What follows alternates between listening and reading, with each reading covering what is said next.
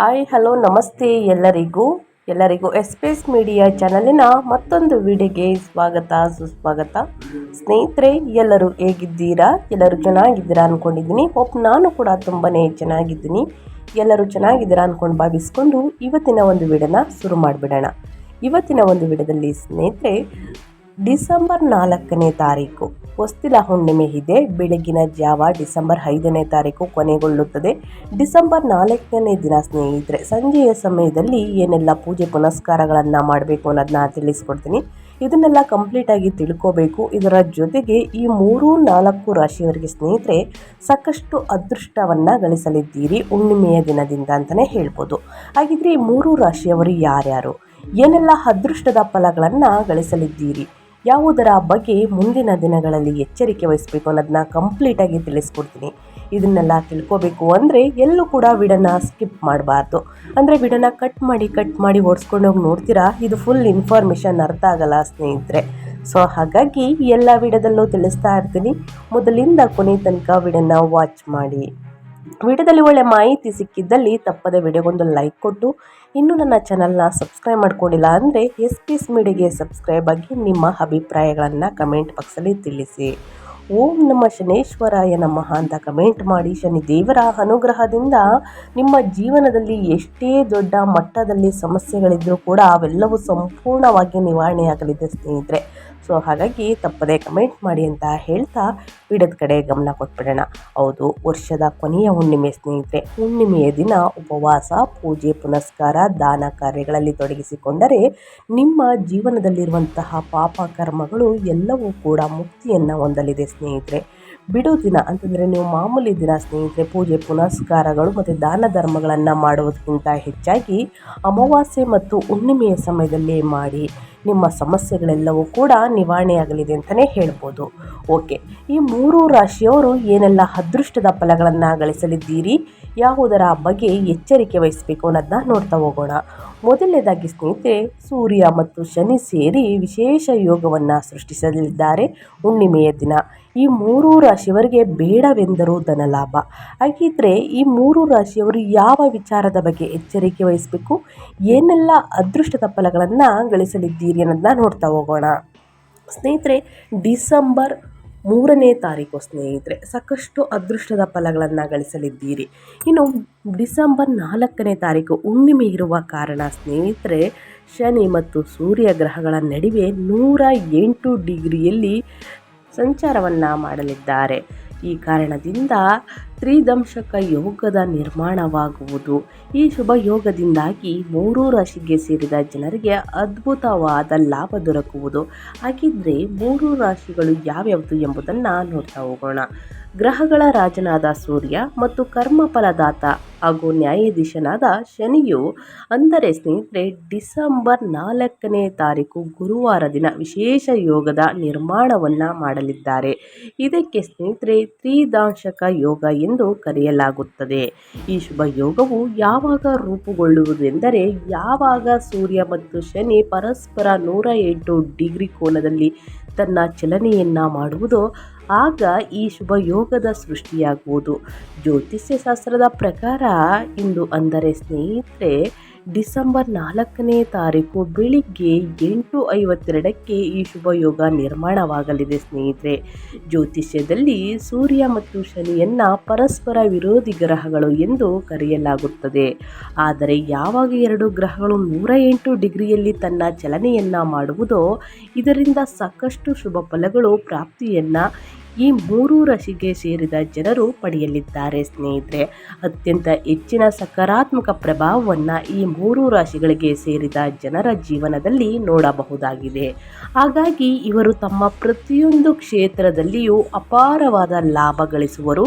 ಹಾಗಾಗಿ ಅದೃಷ್ಟಶಾಲಿ ರಾಶಿಗಳು ಯಾವ್ಯಾವುದು ಎಂಬುದನ್ನು ತಿಳಿದುಕೊಳ್ಳುವ ಕುತೂಹಲ ನಿಮ್ಮಲ್ಲಿ ಇದ್ದರೆ ತಪ್ಪದೇ ವಿಡಿಯೋವನ್ನು ಕೊನೆ ತನಕ ವಾಚ್ ಮಾಡಿ. ಈ ಅದೃಷ್ಟ ರಾಶಿ ನಿಮ್ಮ ಕುಟುಂಬದಲ್ಲಿ ಮತ್ತು ನಿಮ್ಮ ಸ್ನೇಹಿತರಲ್ಲಿ ಇದ್ದರೆ ತಪ್ಪದೆ ಅವರಿಗೆ ವಿಡಿಯೋವನ್ನು ಶೇರ್ ಮಾಡಿ. ಯಾಕಂದರೆ ನಿಮ್ಮ ಕಡೆಯಿಂದ ಈ ಅದೃಷ್ಟ ಭವಿಷ್ಯವನ್ನು ತಿಳ್ಕೊಂಡಾಗುತ್ತೆ. ಮೊದಲನೇ ಆ ಅದೃಷ್ಟ ರಾಶಿ ಬಂದು ಸಿಂಹರಾಶಿಯವರಿಗೆ. ಸಿಂಹರಾಶಿಯವರಿಗೆ ಈ ಭಯಂಕರ ವರ್ಷದ ಕೊನೆಯ ಹುಣ್ಣಿಮೆ ಸ್ನೇಹಿತರೆ ಗುರುವಾರದ ದಿನ ಡಿಸೆಂಬರ್ 4ನೇ ತಾರೀಕು 2025 ದಿನ ಸಂಭವಿಸಲಿದೆ ಸ್ನೇಹಿತರೆ. ಈ ದಿನ ಸಿಂಹರಾಶಿಯವರಿಗೆ ಸೂರ್ಯ ದೇವನು ಸಿಂಹರಾಶಿಯ ಅಧಿಪತಿಯಾಗಿದ್ದಾನೆ. ಹಾಗಾಗಿ ಈ ಶುಭ ಯೋಗ ನಿರ್ಮಾಣದಿಂದಾಗಿ ಸಿಂಹರಾಶಿಗೆ ಸೇರಿದ ಜನರಿಗೆ ಅತ್ಯಂತ ಶಕ್ತಿಶಾಲಿಯಾದ ಫಲಗಳು ಪ್ರಾಪ್ತಿಯಾಗುವುದು.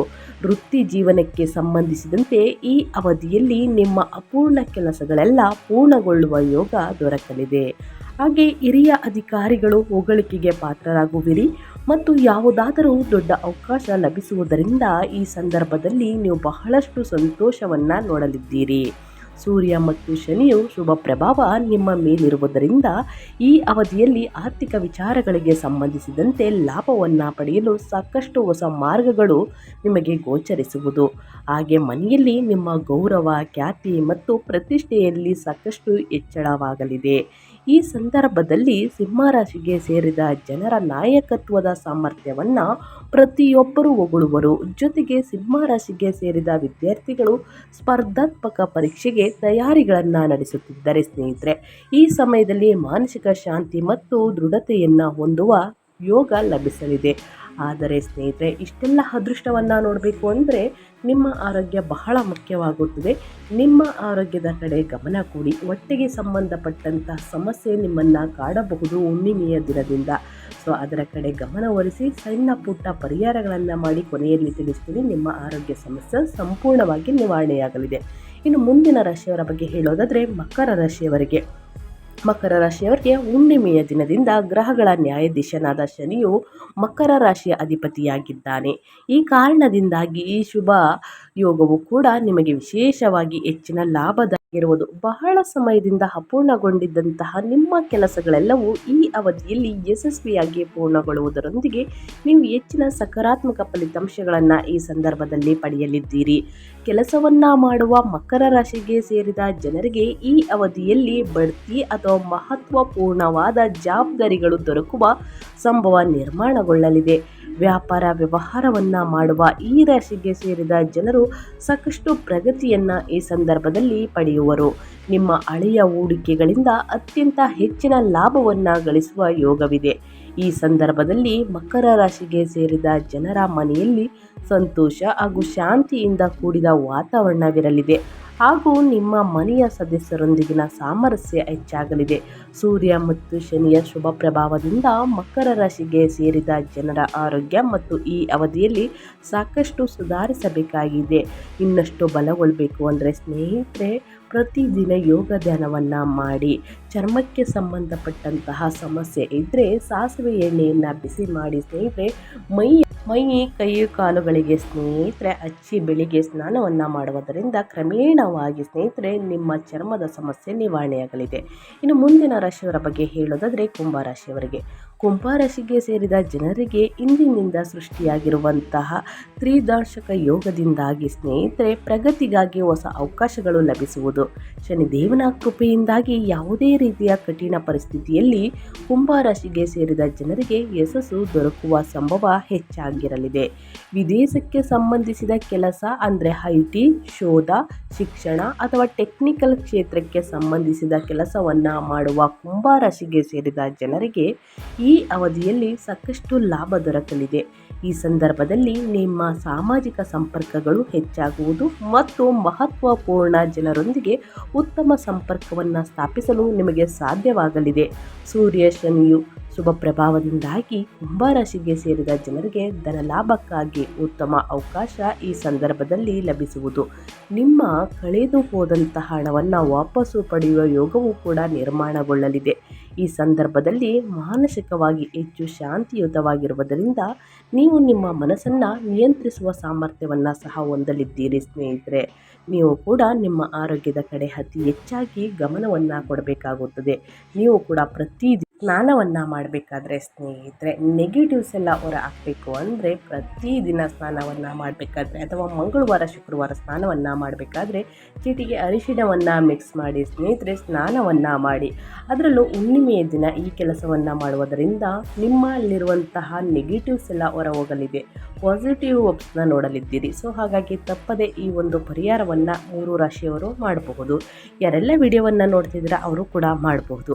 ನಾನು ತಿಳಿಸಿರುವಂತಹ 3 ರಾಶಿಗಳಾದ ಸಿಂಹ, ಮಕರ ಮತ್ತು ಕುಂಭ ರಾಶಿಗೆ ಸೇರಿದ ಜನರಲ್ಲಿ ನಿಮ್ಮ ರಾಶಿಯು ಕೂಡ ಒಂದಾಗಿದ್ದರೆ ಸೂರ್ಯ ಮತ್ತು ಶನಿಯ ಶುಭ ಪ್ರಭಾವದಿಂದಾಗಿ ಹುಣ್ಣಿಮೆಯ ದಿನದಿಂದ ಸ್ನೇಹಿತರೆ ಸಾಕಷ್ಟು ಅದೃಷ್ಟದ ಯೋಗವನ್ನು ನಿಮ್ಮ ಬದುಕನ್ನೇ ಬದಲಾಯಿಸಬಹುದು ಸ್ನೇಹಿತರೆ, ಗಳಿಸಲಿದ್ದೀರಿ. ಈ ಅವಧಿಯಲ್ಲಿ ಅದೃಷ್ಟದ ಬೆಂಬಲದಿಂದಾಗಿ ನಿಮಗೆ ಮಹಾ ಲಾಭ ದೊರಕುವ ಯೋಗವು ನಿರ್ಮಾಣಗೊಳ್ಳಲಿದೆ. ಹಾಗಾಗಿ ಸಂತೋಷದಿಂದ ಕೂಡಿದ ಜೀವನ ನಿಮ್ಮದಾಗುವುದು. ಸೊ ಹಾಗಾಗಿ ತಪ್ಪದೆ ಈ ಒಂದು ಪರಿಹಾರವನ್ನು ಮಾಡಿ ಅಂತ ಹೇಳ್ತಾ ನಾನು ವಿಡಿಯೋನ ಎಂಡ್ ಮಾಡ್ತಾ ಇದ್ದೀನಿ. ಇವತ್ತಿನ ಒಂದು ವಿಡಿಯೋದಲ್ಲಿ ಒಳ್ಳೆಯ ಮಾಹಿತಿ ಸಿಕ್ಕಿದ್ದಲ್ಲಿ, ಈ ವಿಡಿಯೋ ಯೂಸ್ಫುಲ್ ಅನಿಸಿದ್ದಲ್ಲಿ ವಿಡಿಯೋಗೆ ಲೈಕ್ ಮಾಡಿ. ಇನ್ನೂ ನನ್ನ ಚಾನಲ್ನ ಸಬ್ಸ್ಕ್ರೈಬ್ ಮಾಡ್ಕೊಂಡಿಲ್ಲ ಅಂದರೆ SPS ಮೀಡಿಯಾಗೆ ಸಬ್ಸ್ಕ್ರೈಬ್ ಆಗಿ ನಿಮ್ಮ ಅಭಿಪ್ರಾಯಗಳನ್ನು ಕಮೆಂಟ್ ಬಾಕ್ಸಲ್ಲಿ ತಿಳಿಸಿ. ಯಾರೆಲ್ಲ ಸಬ್ಸ್ಕ್ರೈಬ್ ಮಾಡಿಕೊಂಡು ಪ್ರತಿನಿತ್ಯ ವಿಡಿಯೋ ವಾಚ್ ಮಾಡ್ತಾ ಇದ್ದೀರಾ ಅಂಥವರಿಗೆ ಥ್ಯಾಂಕ್ ಯು ಸೋ ಮಚ್ ಅಂತ ಹೇಳ್ತಾ, ನಿಮಗೂ ಮತ್ತು ನಿಮ್ಮ ಕುಟುಂಬಕ್ಕೆ ತುಂಬಾ ಒಳ್ಳೆಯದಾಗಲಿ. ಶನಿದೇವರ ಆಶೀರ್ವಾದ ಸದಾ ಸಿಗಲಿ. ಮತ್ತೊಂದು ವಿಡಿಯೋದಲ್ಲಿ ಸಿಗ್ತೀನಿ. Thank you for watching.